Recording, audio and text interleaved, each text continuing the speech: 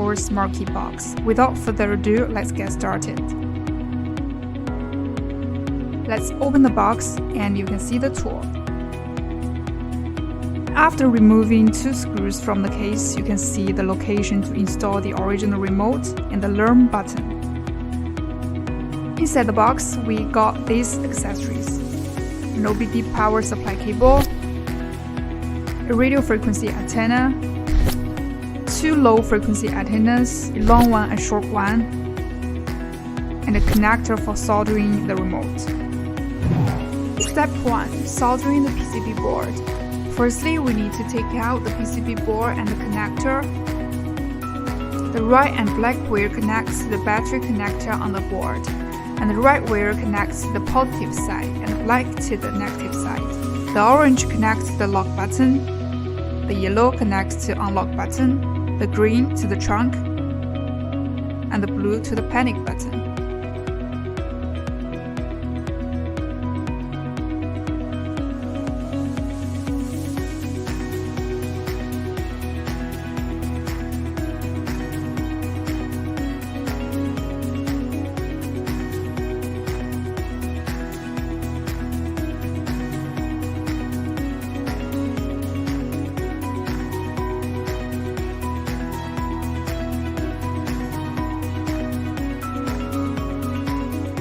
After soldering, we need to install it into the box.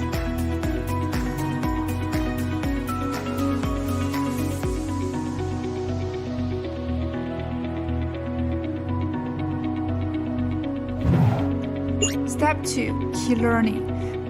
Key learning can be completed with or without the PCB boarding. So here we remove the PCB board for clear illustration.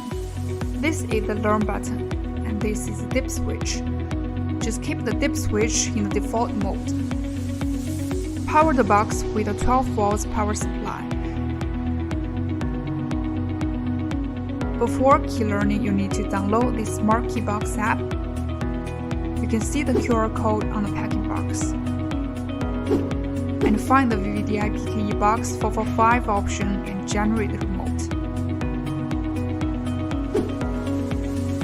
Long press the Learn button. You'll hear a beep.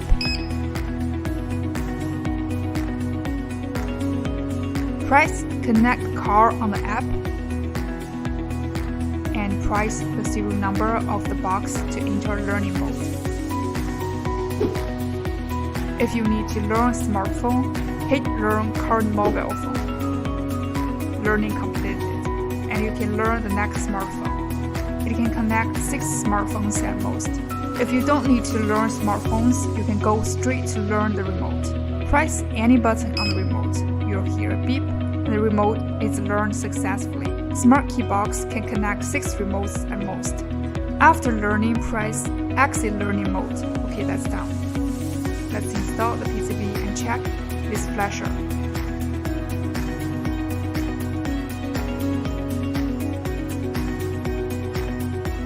When we press Lock on the app, the flasher will flash once, and that means the remote works great. We can install the box into the car and see how it works with the car. Step 3. Installing the Smart Key Box into the car. Let's see how these cables connect to the car. The port connects to the OBD 12 volts power cable. The middle port connects to the radio frequency antenna. The right 3 ports connect to the low frequency antennas. The OBD power cable has 3 wires.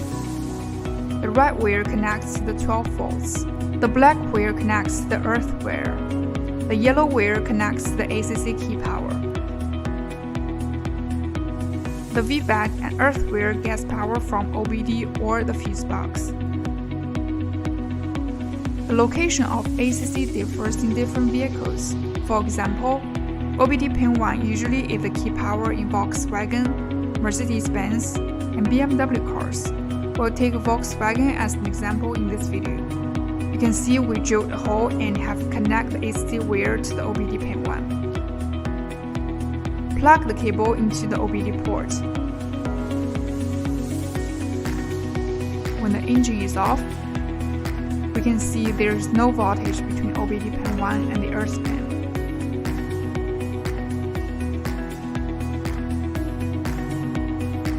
And there is a 12 volts reading between the OBD pin 16 and earth pin. Start the engine. And we are reading 12 volts between the OBD pin 1 and earth pin. That is the key power. Generally speaking, for Volkswagen, Mercedes-Benz, and BMW cars, OBD pin 1 is the key power. For other vehicles, you may find the key power in 3 locations: OBD pin 1, OBD pin 8. And if you can't find the key power in the OBD pins, you need to check out the fuse box. If you only program smartphones without using remotes, you don't need to install the RF and LF antennas. If you want to program remotes, screw the RF antenna into the Smart Key Box and place it on the driver's side. For the LF antennas, the short one is recommended to be installed in the front of the vehicle and the long one installed at the rear of the vehicle. This could help the Smart Key Box receive wider remote signal. Thank you so much for watching. I hope you enjoyed this video, and we're going to make another video introducing the settings on the app soon. Stay tuned. Bye!